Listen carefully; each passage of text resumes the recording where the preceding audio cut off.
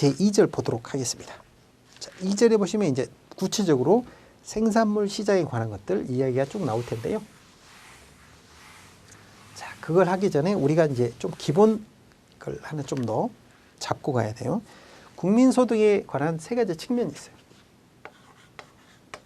국민소득이 있는데, 국민소득을 이제 yield, 그래서 Y로 표시를 하죠.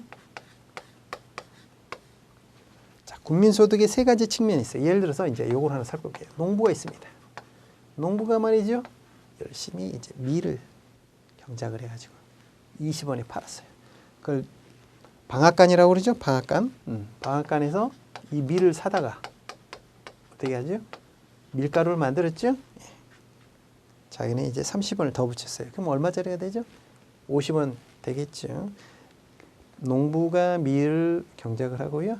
그 밀을 받아다가 30원을 더 붙여서 방앗간에서 밀가루를 만들었어요. 그럼 이제 프로조 같은 빵집 있죠? 네, 이런 빵집 있어요. 빵집에서 이제 얼마를 더 붙였냐면, 빵집이 돈을 제일 많이 벌어요. 50원을 더 붙였어요. 이렇게 해가지고 이제 빵이 완성이 됐어요. 그렇게 해가지고 이제 얼마가 됐죠? 총 100원짜리 빵이 된 거고요. 이게 바로 이제 생산이 얼마가 됐냐? 한 나라에 생산이 이것만 있었다고 가정하면 생산이 100원이 이루어졌고요. 그걸 누군가 사갔어요. 지출이 100원이 이루어졌어요. 이 세 개를 다 더한 게 뭐냐? 이게 바로 소득인 거예요. 자, 그렇습니다. 그러면 경제학에서 이 생산된 것은 모두 지출이 되고 그게 곧 누군가의 소득이 된다는 거죠. 그렇죠? 농부는 20원, 방앗간에서는 30원이요. 빵집은 50원의 소득이 발생됐고요. 그 소득은 그 해 생산된 가치와 같은 거고요. 누군가 사간 거죠. 지출. 그러면 이제 우리가 의문이 생기는 게, 만들었다고 모두 팔리는 건 아니잖아요. 그렇죠? 그때는 경제학에서는 이렇게 그걸 해결해요. 재고 투자 지출이라고 봐요. 그렇죠? 재고, 안 팔리는 게 있을 거고, 실제로 재고가 있어야 되잖아요. 그렇죠? 물건을 만들어서 재고를 갖고 있어야 고객이 올 때마다 팔 거 아니에요. 그렇죠? 그러면 지출과 생산을 그래서 인위적으로 맞추는 거죠. 다시 한번, 생산되고 팔리지 않은 건 뭐냐? 재고 투자 지출로 본다. 그러면 결국 생산된 거는 지출 총량과 맞아야 되고요. 그건 누군가의 소득이 되니까. 그렇죠? 이게 국민소득의 세 가지 측면인데 인위적으로 맞춰놓은 거예요. 소득과 생산과 지출. 소득과 생산이 모두 맞는 거죠. 그래서 우리가 이 생산된 게 이제 소위 말하는 GDP잖아요. 그 나라에서 생산된 모든 것. 이걸 가지고 경제가 성장하느냐, 이걸 따지잖아요. 이 GDP가 전년도에 비해서 실질적으로 얼마 성장했느냐, 이게 이제 제일 많이 쓰는 경제 성장의 지표가 되는 건데, 이제 문제점이 있죠. 예를 들어서 새로 생산된 것만, 그렇죠? 중고품이 거래되는 것은 체크가 안 되는 거죠, 시장에서. 그리고 또 한 가지가 또 뭐냐면 이런 것도 있죠. 시장에서 거래가 안 되면 카운팅이 안 되는 거예요. 예를 들어서 어머니가 가사 노동하는 게 얼마나 소중해요. 근데 그게 안 잡히죠, 여기서는. 왜냐하면 시장에서 거래가 안 됐기 때문에. 그렇죠? 근데 어머니가 파출부로 나가셔서 잠깐 일을 하시고 하루에 8만 원 벌어 오셨어요. 그건 잡히죠. 그렇죠? 이런 문제 들고 있고요. 또 어떤 문제가 있냐면 삶의 질에 관한 것들. 가령 중국에는 경제 성장률이 굉장히 높아서 성장을 했을지 몰라도 오염이 심한 곳이 많아가지고 바로 옆에 건물에 안 보이는 데도 있대요. 먼지, 미세먼지 이런 게 워낙 심해가지고. 그러면 삶의 질이 얼마나 떨어져요. 그렇죠? 숨도 제대로 못 쉬는 상황인데. 그렇죠? 국민 총생산만 많다고 꼭 행복한 건 아니잖아요. 이런 문제들은 있는 거예요. 그거는 이제 여기서 논할 건 아니고, 어쨌든 소득과 생산과 지출이 모두 같도록 아예 세팅화된 거예요. 그 생각을 하시면서 책을 보시겠습니다. 자, 국민소득 순환 있죠. 보시면 한 나라 안에서 모든 경제 주체가 가계기업, 정부 등에 일정 기간 동안, 일반적으로 1년이죠. 새로이 생산한 중고품은 아니고 재화와 서비스 가치를 시장 가격으로, 즉 시장에서 거래가 안 되면 카운팅이 안 되는 거예요. 시장 가격으로 평가해서 합산하는 것으로 이를 보통 뭐라고 한다? GDP라고 한다. 이게 제일 중요하잖아요. 자, 그래서 우리가 꼭 기억하셔야 될 거, 이 세 가지 측면이 모두 같도록 짜여져 있는 거구나. 자, 그래서 다음 페이지 보시면 표에 나오죠? 첫 번째 2단계 가계와 기업만을 갖고 보는 거죠. 그러면 가계는 노동을 제공하고, 그렇죠? 기업은 그 노동력을 공급받아서 재화를 생산해서 가게에 팔게 되는 거죠. 이게 가장 단순한 단계. 그렇죠. 자, 전체적으로 소득이라는 것은 국민 총소득, 그 나라에서 생산된 모든 것은 생산과 소비, 이게 각각 같도록 세팅이 됐다고 말씀을 드렸죠. 그래서 제2 부분에서 보면 가계와 기업의 이 가장 단순한 부분이고요. 이제 그 옆에 보시면 이제 3부분 나오죠. 이제 정부까지 포함해서. 그렇죠. 지출과 소득 측면에서 보도록 할게요. 다 같은 거라고 말씀드렸죠? 결국은 같아져야 되고. 지출 쪽에서 보면요. 이 부분은 가계와 기업이 있죠. 예, 지출한 건 모두 그 자체가 또 소득이 되는 거죠. 그렇죠. 가계와 기업 부분으로 나누게 되면 가계의 지출이, 그렇죠. 그 자체가 또 역시 생산되고 소비되는 그 전부이기 때문에 지출과 소득이 다 똑같은. C는 이제 지출, 소비. 여기에 정부까지 포함하면요. 정부는 뭘 지출하죠? 그렇죠? 정부 지출이 있죠. 재정 지출이 있죠. 자, 정부에서 받아들인 건 뭐예요? 텍스, 세금이 있겠죠. 그렇죠. 소득은 파트에서 보면 세금. 이제 뒤에 가시면 이제 4개 부분, 금융시장까지 포함합니다. 금융시장에서 포함하면 지출은 뭐가냐? 투자 지출을 포함합니다. 투자 지출. 그렇죠? 투자 지출을 하려면 뭐가 있어야 돼요? 저축이 있어야 되겠죠. 소득 파트에서는 저축이 있는 거죠. 그렇죠. 자, 그다음에 이제 더 넓히면 이제 해외 파트까지 들어가는 거죠. 해외 파트에 이제 보시면 이제 수출입니다. 수출. 수출이 왜 지출이냐? 해외 소비자의 지출이 되는 거죠. 그렇죠. 받은 거 소득 중에서 수입이 있겠죠? 자, 이게 같다는 거죠. 이게 뭐다? 국민 총소득이도 한 것이다. 그렇죠. 요 이 항등식, 요 정도는 구별을 해 주셔야 되겠습니다. 그렇죠. 기업의 가계 지출이 기업의 소득이 되고, 그렇죠. 그 지출이 또 같죠. 그 지출이 같고, 그다음에 지출 파트, 소득 파트를 보게 되는데 정부 지출, 투자 지출, 그리고 해외 소비자 지출, 그다음에 소비, 그다음에 세금, 저축, 수입, 요게 항등식으로 맞아 들어가도록 돼 있다라는 거. 그렇죠. 자, 그러면 요거를요, 이제 식을 뒤에 책을 보게 되면 요거를 이제 앞뒤로 살짝 바꿔가지고 이제 나오는데 중요한 건 아니에요. 자, 요 정도는 꼭 기억을 하셔야 되고요.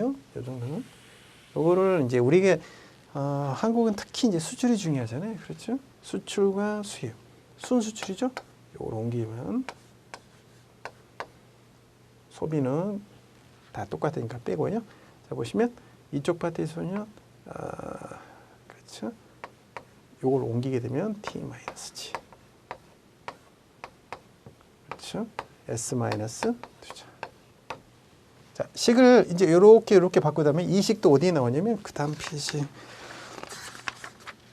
쭉 넘어가시다 보면요. 그렇죠. 책 뒤에 보시면 75페이지에 나오네요. 자, 이런 것들이 이제 이런 식들이 나오는 거예요. 순수출이라는 게 뭐냐? 그렇죠. 재정 수입에 관한 것들. 그렇죠. 그다음에 순저축에 관한 것들. 이런 것들을 합한 게 결국은 수출입의 차가 아니냐. 이런 거죠. 이런 식으로 약간씩 변형이 될 수가 있어요. 가끔 문제가 나옵니다. 자주 나오는 건 아니고요. 그래서 책에 보시면 뒤쪽으로 이제 그 내용들이 쭉 나오는데요. 그 어지럽게 막 도표 많이 그려져 있잖아요. 복잡하게 너무 걱정하지 마시고요. 요 식 하나는 기억하시고 변형된 식이 요 정도 나오는구나. 요거는 옮겨가면 되니까 빼고 이렇게 옮겨오고 이렇게 옮겨보면 이렇게 저축이 되죠. 그래서 수출 마이너스 수입, 그러면 상품 서비스 수지라는 건 뭐냐? 순수출이라는 건 뭐냐? 민간의 순저축. 그렇죠. 저축 마이너스 투자. 그다음에 조세 걷어들인 거에 재정 지출, 재정 수지 합과 같은 것입니다. 이런 식으로 식을 바꿔내면 항등식으로 만들어진 거니까 그렇게 되는구나. 그 정도로 체크하시면 되겠습니다. 자, 그 밑에 내려가시면 이제 생산물 시장 나오죠. 그래서 생산물 시장에서 총 공급과 총 수요가 일치하는 균형점에서 물가, 그다음에 소득이 결정된다. 이미 한번 살펴봤죠, 우리가? 우리가 그 누구나 다 아는 이 식 하나만 알면 된다고 그랬잖아요. 총량인데 이제 여기서는 총생산이니까 뭐 어떻게 되죠? Y로 표시해도 되겠네. 그렇죠? 여기서 말하는 물가는 단순 하나의 상품이 아니라 물가 지수겠죠. 전체적인 물가 지수. 자, 일반적으로 우리가 알고 있는 단기 커브는 이렇게 되죠. 단기 공급선은 그렇죠. 단기 공급선은 이렇게 결정이 되죠. 근데 보시면 책에 보시면 가 총공급과 총공급 곡선인데 총공급 보시면 임금과 물가 수준에서 일정 기간 동안 기업 부분이 공급하고자 하는 재화 용액의 총 생산물을 말한다. 이게 이제 총 공급에 관한 것인데, 자 보시면 장기는 어떻게 되느냐? 그 오른쪽 페이지 제일 위에 보세요. 그래서 단기적으로는 물가가 상승할 경우 단위당 이윤이 증가하니까 공급을 늘리려고 했죠. 그게 우리가 알고 있는 이 단기 공급 곡선이에요. 가령 제품의 가격이 올라요. 그렇죠? 그러면 공급하는 사람 입장에서는 더 많이 벌 수 있으니까 더 많이 공급하려고 하겠죠. 그렇죠? 제품의 가격이 오르니까 당연히 더 공급하려고 하는데, 이때 그 밑에 보시면 장기 총 공급 곡선 나에 보시면 세 번째 줄에 물가가 상승하면 명목 임금도 물가 상승률과 비례하여 상승한다는 거죠. 이게 이제 장기라는 표현, 경제학에서 처음 말했다. 신축적으로 가격들이 움직인다는 거. 그렇죠? 물가가 오르면 말이죠. 임금도 함께 오르게 된다는 거죠. 그렇죠? 구매력을 유지하려면 뭐예요? 임금을 더 달라고 할 거 아니에요. 그렇죠? 그러니까 물가가 상승하면 단기적으로는 공급이 늘어나는데 장기로 가게 되면 물가가 오른 만큼 임금도 오르게 되기 때문에. 그렇죠? 예를 들어서 커피 가격이 올랐는데요. 그래서 공급을 늘리려고 보니까 아르바이트를 더 뽑아서 일을 하는데 임금이 같이 올라 버리는 거예요. 그러면 물가가 오른 실익이 없어지겠죠? 그렇게 된다는 거예요. 그게 바로 장기라는 표현인 거예요. 그렇죠? 그래서 장기 총공급곡선은 이렇게 수직으로 쓰게 된다는 거죠. 물가가 단기적으로 오르거나 하더라도 결국은 신축적으로 반영이 된다는 거죠. 장기적으로는 반영이 돼서 적정 장기, 롱텀 공급 곡선은 어떻게 되느냐? 잠재 경제성장률에 수렴하게 된다는 거죠. 단기적으로 왔다 갔다 하는 거는 물가만 왔다 갔다 하는 거지 결국은 임금과 상쇄되어서 정상적으로 성장할 수 있는 이 수준에 수렴하게 되더라. 이게 그래서 장기 공급 곡선이 되는 거예요. 그렇죠? 그래서 표현이 그런 표현이 나와 있죠. 장기 총 공급 곡선 밑에서 세 번째 줄 보시면 잠재 GDP에 상응하는 총 공급 곡선으로 노동과 자본 등의 생산 요소를 완전히 고용하여 달성할 수 있는 최대 GDP다. 이때 실업률, 이 상황의 실업률이 뭐냐? 자연 실업률이라고 한다. 뒤에 또 계속 나옵니다. 자연 실업률. 이 말은 무슨 말이냐? 자연적으로 있을 수밖에 없는 실업률만 있는 경우. 그렇죠? 이게 바로 잠재 경제 성장률이다. 그래서 그 국가 그 경제 정책을 펼치는 사람 입장에서 제일 중요한 게 뭐냐? 이 잠재 성장률을 높이는 거예요. 그래야 경제가 제대로 성장하는 거죠. 이거를 그 장기적으로 기술 혁신, 예를 들어서 뭐 4차 산업혁명이다. 그럼 거기에 맞춰서 잠재 성장률을 쭉 끌어 이걸 오른쪽으로 계속 이제 당겨줘야 되는 거죠. 그래야 그 나라가 안정적으로 성장하고 일자리가 많이 창출되고 하는 거죠. 자, 그렇죠. 그래서 이때 실업률, 그러니까 실업이 없는 상황은 아니라는 거예요. 자연스럽게 있을 수밖에 없는 실업률이다. 그게 자연 실업률. 뒤에 또 나옵니다. 자, 그렇죠. 그리고 이제 그 밑에 보시면 총 공급 곡선상의 이동 이런 표현이 나오죠. 그렇죠. 보시면 총 생산과 물가와의 함수 관계잖아요. 그렇죠. 이 곡선 안에서 이동하는 거는 이 두 팩터 간의 그 조율인 거고, 이 이외의 팩터에 의해서 이렇게 움직이거나 곡선 상이 아니라 곡선 자체가 움직이는 건 이 두 팩터가 아닌 다른 변수에 의해서 움직이는 거겠죠. 그렇죠. 그래서 공급 곡선상의 이동은 보시면 물가라든가 이런 것들 때문에 움직이고, 물가 외에 미치는, 그렇죠. 보시면 78페이지 제일 위에 세 번째 줄 보시면 물가 이외의 총 공급에 영향을 미치는 요인 등이 변하는 경우에는 곡선 자체가 이제 이동할 수 있는 거죠. 뭐 기술이 혁신이 이루어졌다거나, 그렇죠. 이런 것들이 있으면 공급 곡선 자체가 움직이게 되겠죠.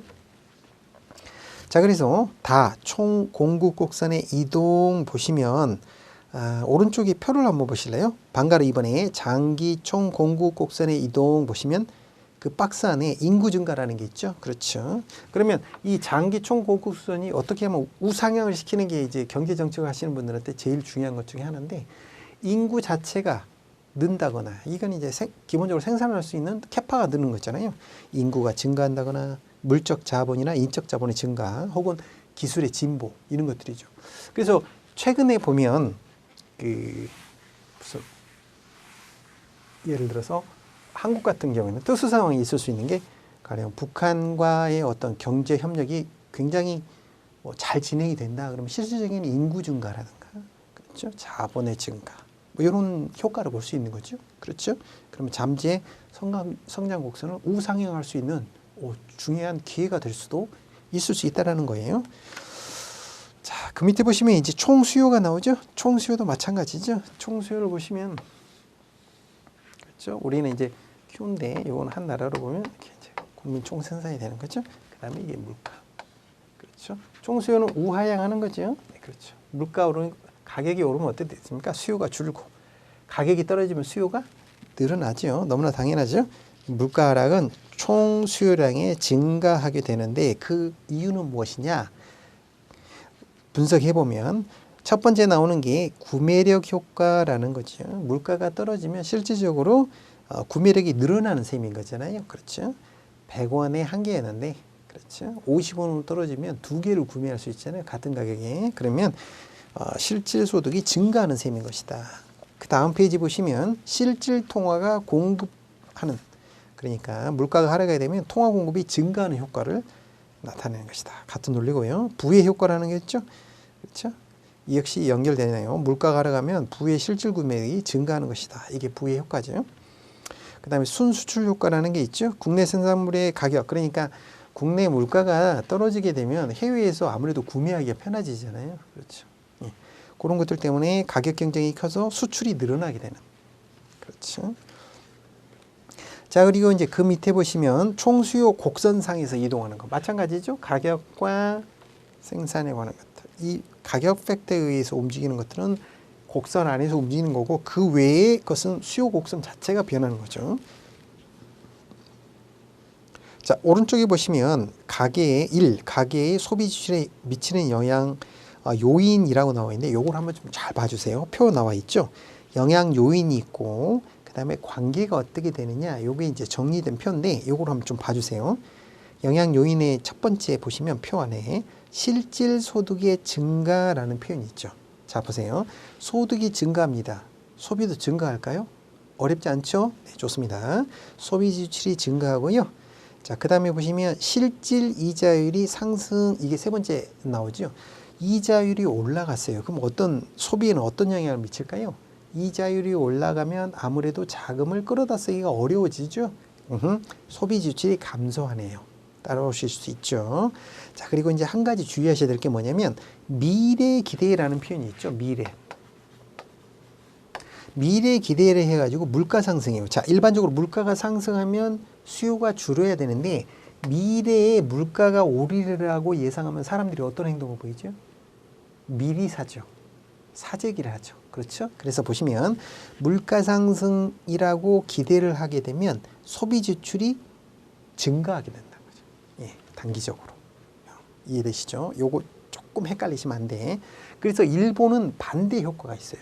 일본은 예를 들어서 미래에 물가가 안 오르니까, 심지어는 떨어지잖아요. 그러면 내가 지금 물건을 사야 되는데 미래에 물가가 떨어진다고 생각하면 어떻게 돼요? 지금 안 사고 기다려요, 오히려. 그러니까 경제가 더 나빠지는 거지. 그렇죠?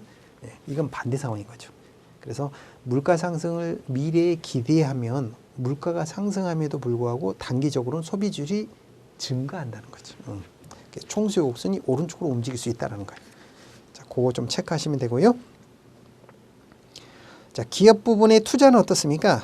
세 번째 표의 세 번째 보시면 이자율이 상승하면 투자 지출은 감소한다. 이해되시죠? 이자율이 오르게 되면 아무래도 기업에서 공장 짓고 돈을 빌려서 하기 힘들잖아요. 투자 지출이 감소할 것이다. 어렵지 않으실 것 같고요. 자, 다음 넘어가시게 되면 다음 페이지 끝에 보시면 반가로 5번에 중앙은행의 통화공급이라는 표현이 있습니다. 그래서 우리나라는 대부분 나라 마찬가지지만 관리통화 제도잖아요.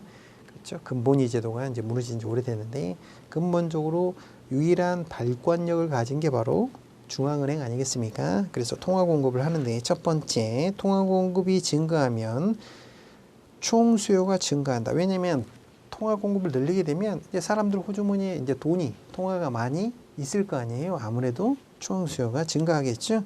자, 그리고 돈이 흔해졌다는 건 뭘 의미하는 거예요? 그렇죠? 돈을 아무래도 빌려 쓰기가 쉽죠. 그렇죠. 돈을 빌려주게 되는 사람도 많겠죠. 돈이 많으니까. 그러면 이자율이 어떻게 된다? 떨어진다는 거죠. 뭐 뒤에 설명해 드리겠습니다만은 돈값이 그러니까 금리라는 건 뭐냐? 돈의 값이라는 거예요. 직관적으로 이해하시기 가장 좋은 게 그래서 금리가 올랐습니다라는 건 뭐지요? 돈값이 오른 거예요. 돈 빌리기가 힘들어진 거지. 금리가 떨어졌다는 거는 돈값이 떨어진 거지. 돈이 흔해졌다는 거예요. 근데 이제 이렇게 통화 공급을 늘리게 되면 뒤에 이제 또 설명을 드리겠습니다만 가장 큰 문제가 뭐냐면 이 돈이 많이 풀리게 되면 나중에는 어떤 문제가 생기냐면 이제 물가, 인플레이션이 발생하게 됩니다. 그렇죠? 재화에 대비해서 통화가 많이 풀리게 되면 결국은 인플레이션 문제가 생기기 때문에 중앙은행이 가장 두려워하는 게 바로 이 물가죠, 물가. 그 뒤에 또 자세히 설명을 드릴 거고요. 자, 보시게 되면 물가와 국민 실질 소득의 결정이라고 해서 표가 나오죠. 예, 보시면 나중에 또 여러 번 설명이 될 거니까 그건 또 설명을 드리고 하고 자, 이번에 이제 노동시장입니다. 다 똑같다고 말씀드렸죠. 노동에 관한 어떤 양이 있을 거 아니에요. 그러면 여기서 결정되는 게 임금인 거죠. 수요와 공급. 노동에 대한 공급이 있을 거고 노동에 대한 수요가 있을 거 아니에요. 여기서 결정되는 거죠. 적정 임금과 노동량이 시장에서의 노동량이 결정되는 거죠. 어려울 거 없습니다. 자, 근데 이때의 노동, 그렇죠. 이때를 표 보시면, 그렇죠. 왼쪽에 보시면 자연 실업률이라고 있죠. 이때의 균형 점, 이때의 잠재 GDP, 그렇죠. 그렇죠. 잠재 성장률에 이때의 실업률보다 자연 실업률이라고 한다. 자연스럽게 있을 수밖에 없는 실업률이죠.